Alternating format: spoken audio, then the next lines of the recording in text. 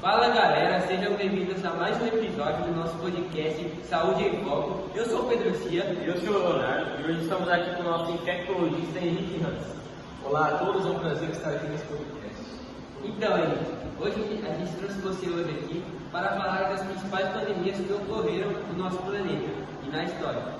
E hoje a gente vai falar sobre a pandemia do Covid-19, que afetou diretamente a gente e negativamente, e também para falar um pouco dela, assim, de curiosidade. E a minha primeira pergunta seria, como ela surgiu?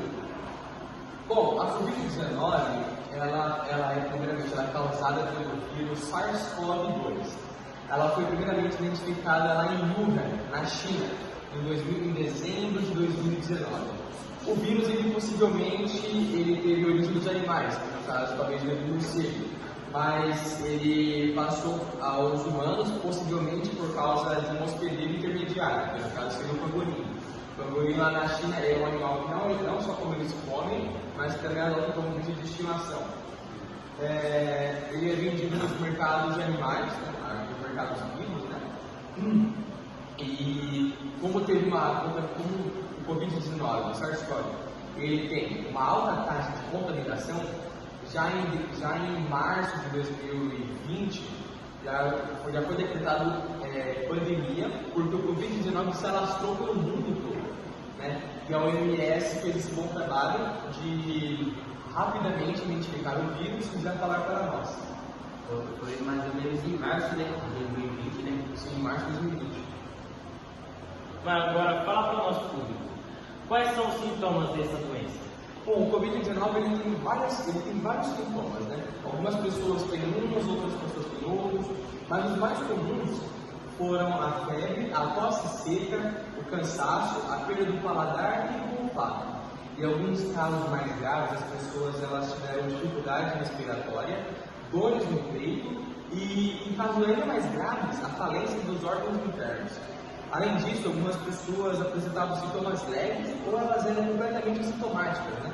O que contribuiu para a disseminação do vírus. Às vezes a pessoa tinha o vírus, mas ela não sabia. Então ela ia para os lugares, não sei o que, infectava outras pessoas e aumentava a taxa de contaminação. Nosso amigo Leonardo aqui, ele já teve a 19. Foi assintomático? Foi assintomático.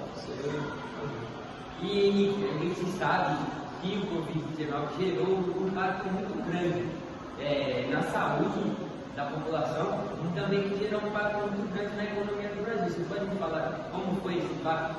Então, os impactos não foram só na saúde, né? Mas também, como você disse, na economia, na educação e na vida social. Milhões de pessoas morreram devido à taxa de mortalidade que essa doença tem. Sistemas de saúde ficaram sobrecarregados e o isolamento social afetou o cérebro de muitas pessoas, né? Imagina você ficar preso durante, a pandemia durou uns 2 anos, durante 24 horas por dia, 7 dias por semana, 30 dias no mês, 365 dias no ano, em casa, sem se falar com seus amigos, seus familiares. Então, muitas pessoas que acabaram sendo diagnosticadas não só com a Covid, mas com a depressão e a apatia social. Mas, por outro lado, a Covid-19 ela meio que ajudou a ter alguns avanços científicos, né? Porque graças a ela as vacinas começaram a sair muito mais rápido do que o normal e teve uma adaptação tecnológica no trabalho remoto e no ensino online, porque a gente viu que para as crianças teve aquela EAD, né, que é a escola à distância. Então essas adaptações foram essas, como eu posso dizer, talvez qualidades que a Covid trouxe para nós. Mas então, Henrique, quais foram os tratamentos e as vacinas que ocorreram durante essa pandemia? Então, no início, o tratamento da Covid-19 ele era focado em aliviar os sintomas com o suporte respiratório para os casos mais graves, né? E com o avanço da ciência, rapidamente foram desenvolvidas as vacinas, né, que elas se mostraram eficazes para reduzir os casos graves e até mesmo muitas mortes foram como podem dizer, sanadas, porque graças à vacina as pessoas já tinham o anticorpo necessário para elas combaterem, né, entre aspas, a Covid-19. Então hoje, falando sobre as vacinas, hoje nós temos as vacinas como o RNA mensageiro, nós temos a Pfizer e Moderna, além de outras tecnologias, que no caso são a AstraZeneca e a Coronavac.